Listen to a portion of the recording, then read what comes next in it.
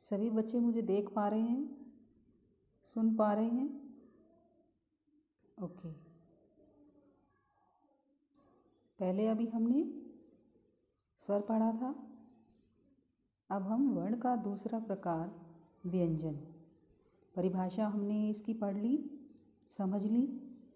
अब व्यंजन के भी 3 भेद होते हैं। कौन कौन से? जैसा दिखाई दे रहा है आपको। नंबर 1 स्पर्श व्यंजन, नंबर 2 अंतस्थ व्यंजन और नंबर 3 ऊष्म व्यंजन। व्यंजन के अंदर हमें इन तीनों भेदों को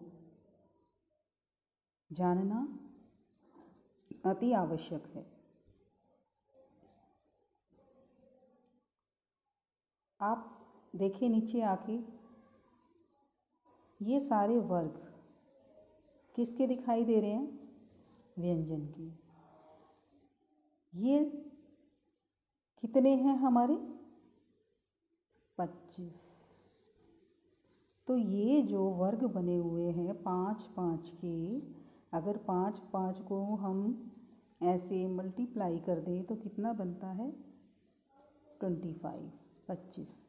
तो ये सारे 5-5 के वर्ग बने हुए हैं। 5 लाइनें हैं, क वर्ग, च वर्ग, ट वर्ग, त वर्ग, प वर्ग। तो इन सभी को मिला कर के ये 25 है। ठीक है। उसके बाद ये 25 भी कौन से हुए हमारे? स्पर्श व्यंजन के। यहाँ लिख देते हैं।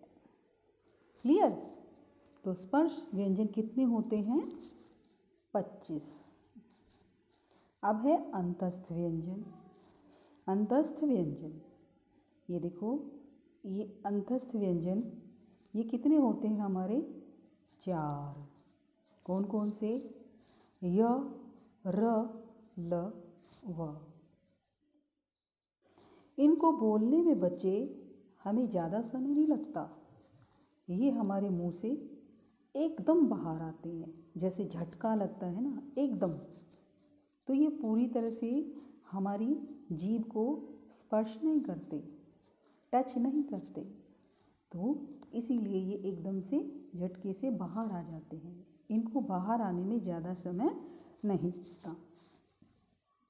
लेकिन जो स्पर्श व्यंजन होते हैं उनको समय लगता है।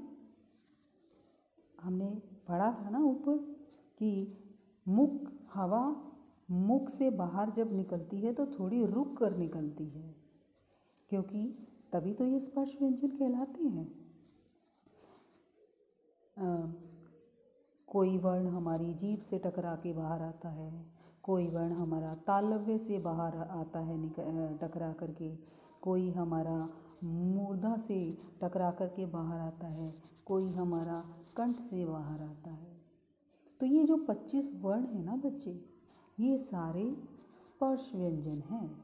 और स्पर्श, जैसा कि पता ही लग रहा है ना, किसी चीज़ को छू करके आना, स्पर्श करके आना, तो ये सभी क्या करते हैं? मुख के अंदर किसी न किसी भाग को छू करके बाहर निकलते हैं।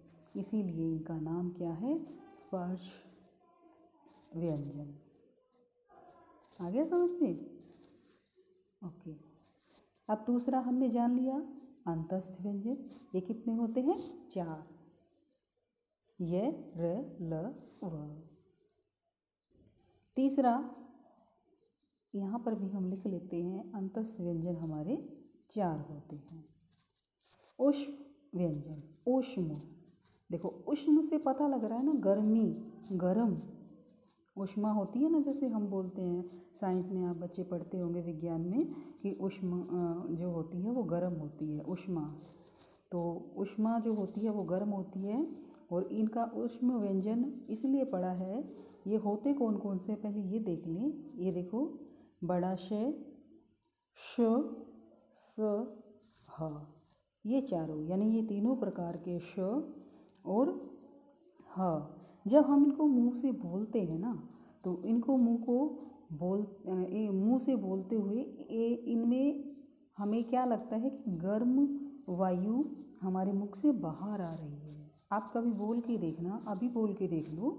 ये जब ये चारों वर्ण आप बोलोगे मुख से, तो आपके मुख से ऐसे लगेगा जैसे कि गर्म वायु बाहर निकल रही है। ठीक है, तो ये तो जान लिया हमने कि वर्ण के कितने प्रकार हैं, कितने भेद हैं, 3। कौन कौन से? स्पर्श व्यंजन, अंतस्थ व्यंजन, ऊष्म व्यंजन। स्पर्श व्यंजन में 25 वर्ण होते हैं, अंतस्थ में 4 होते हैं और ऊष्म में भी 4 होते हैं। अभी यहाँ पर भी हम लिख देते हैं 4। ठीक है, अब आप इनको काउंट करके देखो कितना हो गया। 4 कितना हो गया आपका? 8 और 25 और जोड़ लो, कितने हो जाएंगे हमारे? देखो जोड़ के कितने हो गए हमारे टोटल? 33 हो गए ना।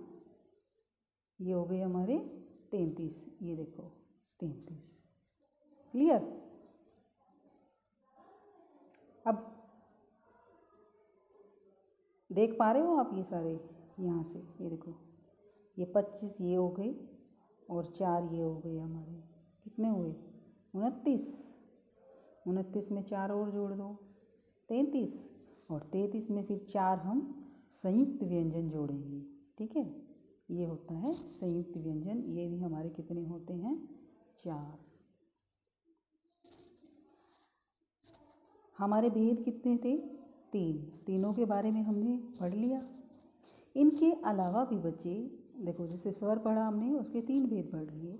व्यंजन पढ़ा हमने, उनके 3 भेद पढ़ लिए। इसके अलावा भी इसमें संयुक्त व्यंजन जुड़े होते हैं, जो संयुक्त व्यंजन एक ध्वनि से नहीं, एक से अनेक ध्वनियों से मिल करके बनते हैं। कौन कौन से हैं वो देखते हैं। देखो यहाँ मैं लिख देती हूँ आपके कौन कौन से होते हैं, आप सभी को पता भी होगा। यहाँ पर पहले हम लिख लेंगे, ये हमारे हो जाते हैं 25, ये भी होते हैं हमारे 4 और ये भी होते हैं हमारे 4। ठीक है,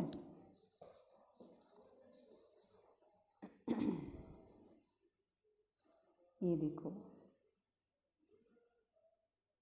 ये जब हम लिखते हैं 6 3, ये लिखते हो ना ये सब, तो ये किससे मिलके बनते हैं बच्चे? एक ये रह गया हमारा जैसे श्री राम लिखते हैं, और ये हमारा हो गया 6 क्षत्रिय। तो ये कौन से हैं हमारे? संयुक्त व्यंजन। तो ये बच्चे संयुक्त व्यंजन एक ध्वनि से नहीं, अनेक ध्वनि से बनते हैं। मैं इनको आपको लिखवा दूंगी। उदाहरण के लिए आपको एक बता देती हूँ। जैसे हम श्री लिखते हैं तो कितनी ध्वनियाँ जुड़ती है, यहाँ देखो आप ध्यान से, देख पा रहे हो आप? श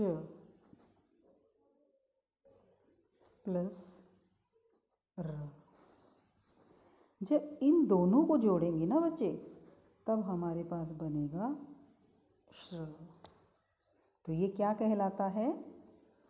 संयुक्त व्यंजन। क्या कहलाता है? संयुक्त व्यंजन।